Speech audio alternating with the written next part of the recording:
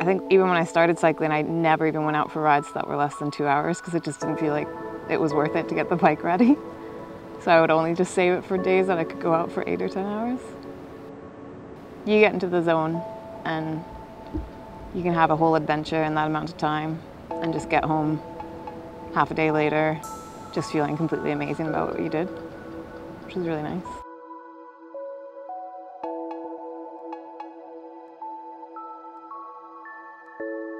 I'm Jenny Tuff. I'm an adventurer and a writer, and my bag is in long distance human powered events, typically in the mountains, whether it's running or biking.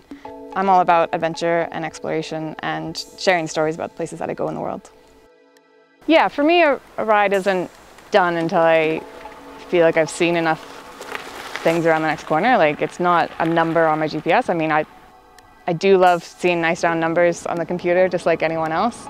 But even if I hit that number, if I still feel like there's something in the legs, or if I'm coming into a place that I've never seen before and I want to know what's around the next bend, then I'll keep going. And likewise, if I get home and I've done a 95-mile ride, I know that might upset some people, but if I'm done, I'm done. I'm not really hooked on the numbers.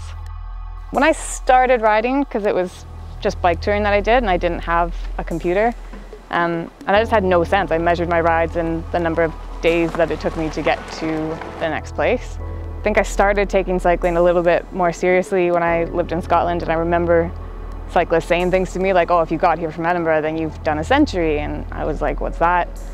That sounds cool, but you know, I don't even have a recording device. And I know that might frustrate a lot of cyclists to hear all the thousands of kilometers that I've pedaled unmeasured, but when I started racing, my races that I started in it were ultras. So 100 miles was typically ticked off partway through the first day, and then you went past it, and then you went past it again. I guess it was just never a big milestone. Like, it's a nice number to see. And certainly when you're starting an ultra race, when you've got maybe 1,000 or 4,000 kilometers to go, when you get that first century out of the way, it feels really good. But then you're going to bank another one before you sleep that night, and then you're going to get up tomorrow and do more and more, and you're just never really looking at those small numbers anymore. I sometimes set goals that are measured in numbers, like the number of hours that I want to go out for, or sometimes the distance that I want to ride. But because I do a lot of off-road riding, I guess I'm more focused on, you know, what I'm going to get out of the ride. Like, you know, if I'm riding in the middle of a work day, then I might just want to ride until I feel really stoked again so I can get back to my writing desk and feel creative again. Or sometimes I want to ride to catch the sunrise.